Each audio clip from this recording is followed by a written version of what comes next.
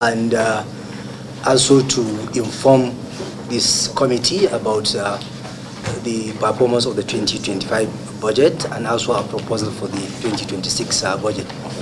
I don't want to bother the committee on the issue of our mandate, which is tripartite, enforcement, prevention, and education.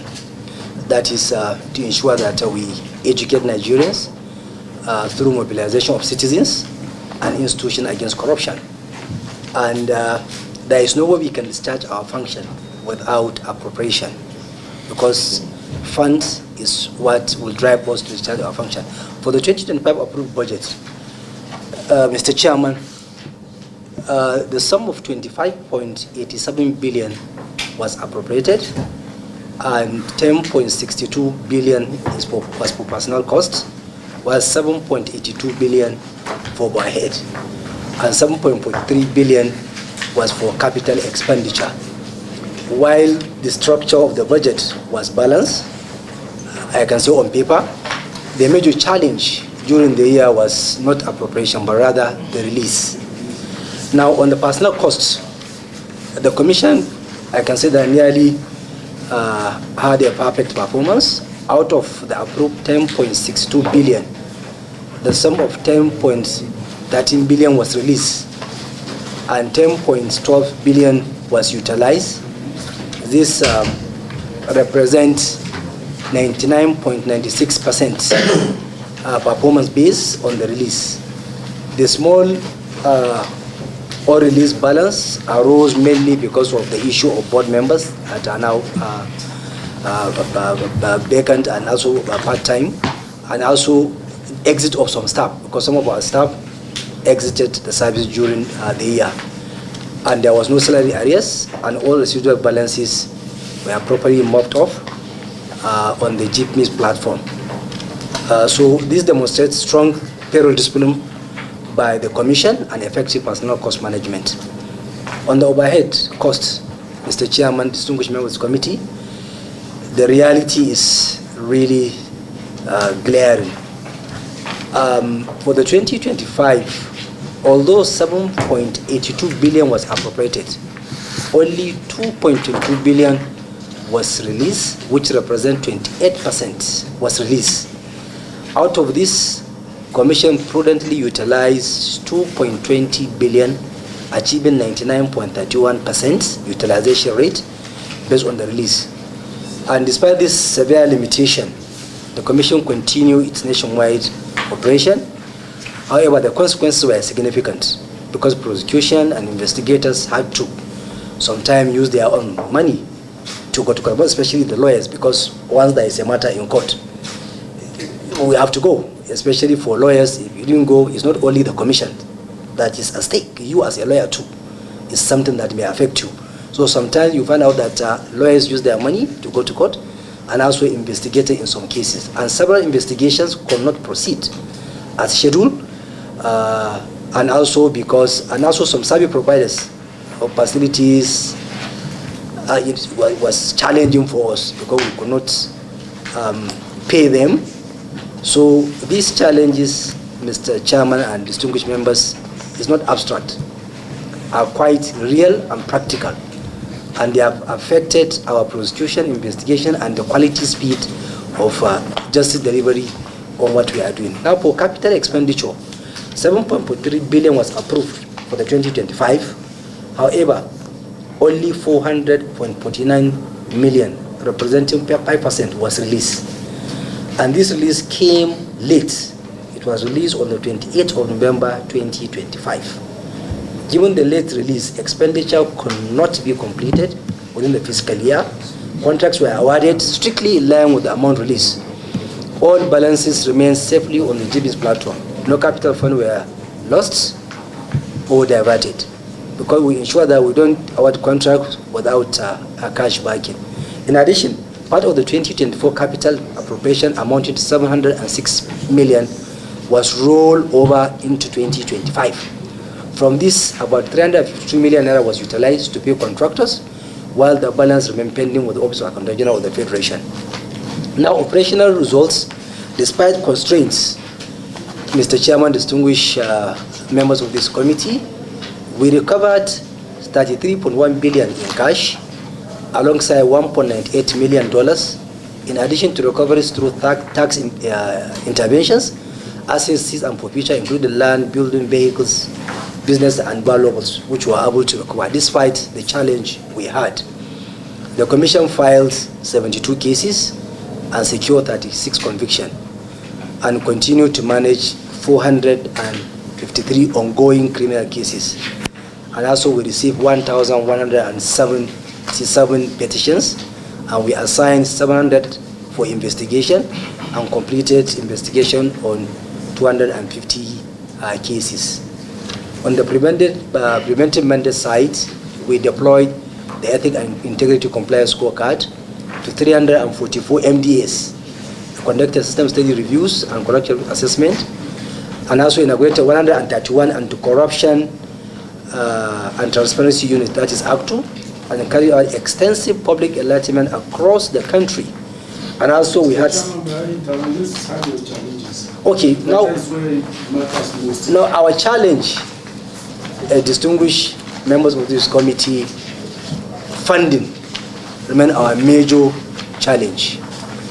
And this challenge affects almost all our operations. We have challenge because of that funding. We have inadequate operational vehicles. There is manpower gap, and also, Mr. Chairman, as a chairman of ICPC, and I feel if I do not tell you this thing, I'm not honest with you. My staff morale are very, very low.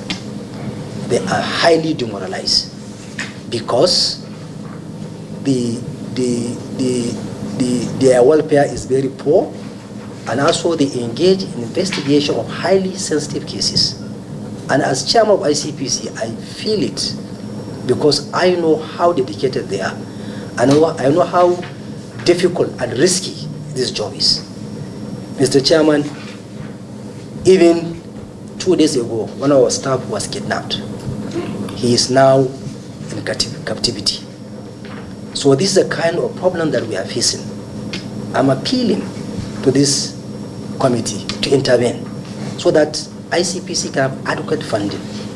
Mr. Chairman, I am appealing for these committee members to visit ICPC and see how the infrastructure there is, to see our state offices. Some of our state offices, we are on rent, which is not good for the image of the agency.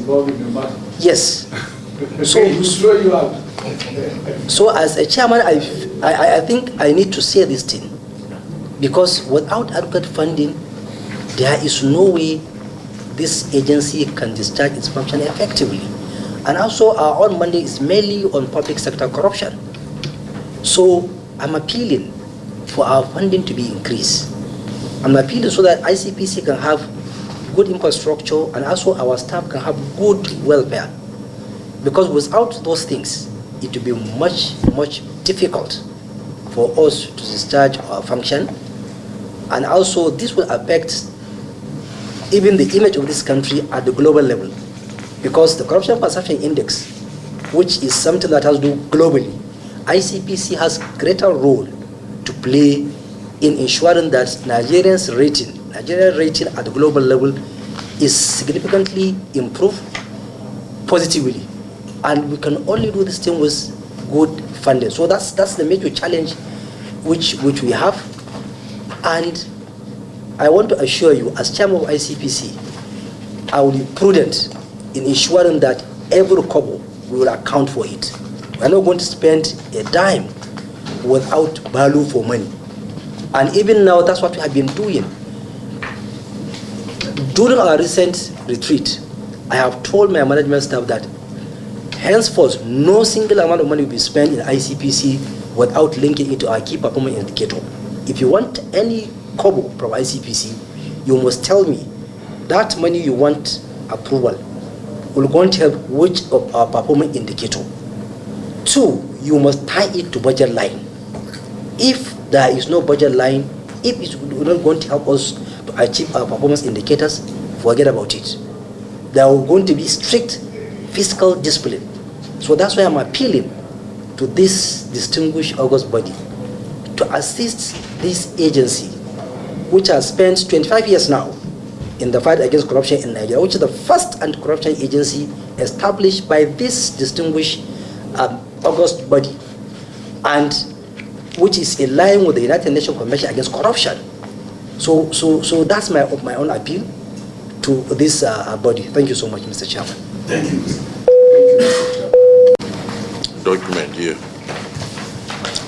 Even though you have lamented so much about paucity of funds, Yes. but investigation operations, yes. Yes. You say cases assigned for investigation, but 750. Yes. Number of petitions investigated and completed, Yes. only 250. Yes. For a country of over 200 million, with all the myriad of problems and petitions, Yes. the gap between 250 and 750 is 500. Yes. So what has happened to the other 500 cases that have not been attended to? Just 250 cases have been investigated and Yes. completed. Yes. On page 12. Yes, sir. So just 250 out of 750 Yes. that have been assigned. 500 have not been completed. Yes, sir. What's the reason for that? You have to prioritize the kind of cases that you even investigate. Otherwise, you will not be able to even finish this number of investigations. If we have enough funding, which will give us the infrastructure and the enough manpower we have, I think the number of the investigation we are doing will increase. But with this challenge we are having of manpower gap and the money to go for investigation, the vehicles, the forensic tools, this is what is affecting the number of investigation which we will conduct in a year. So that's the major challenge that we are facing. Without those things, there is no way we can do that. And like I said, sir, some of the cases, even lawyers pay from their own pocket. So before we pay them, and sometimes you will see that you want to investigate certain things, and because of the challenge of funding, there is no way you can do. So that's why we have to prioritize. We look at, okay, how can we now maximize the amount of money we have? And it's better for us to even focus on prevention than to go after this investigation that need a lot of money and time, which we do not have the money. And also some states, if you look at the offices of the states, there are a lot of human capital gap. You find out some states, the number of persons we have, they are grossly inadequate, which will not give us the opportunity to conclude our investigation of time. So this is the main challenge why we have this gap in the number of cases assigned and the number completed. We hype the budget's estimate so that you can do your work very well. I know, quite amazed that the funding for these anti-corruption agencies is very, very poor. It's so sad.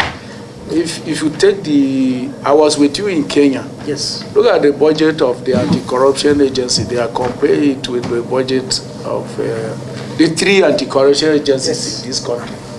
It's so sad that it's minimal, it's very small. And Mr. Chairman, even our 2026 budget has been reduced. The 2025 budget is even far more than the 2026 that has been reduced.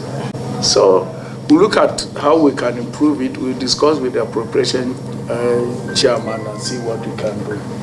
Thank you so much. Thank you so much. Now discharge. Thank you. My friend is saying I should add acquitted. So you are acquitted. Thank you so much. Thank you, I do appreciate it. Somebody move for Joe, man. Yes, Wachuku moved. Who seconds? Who? Okay, the 2 late comers, they second. Between adjusting.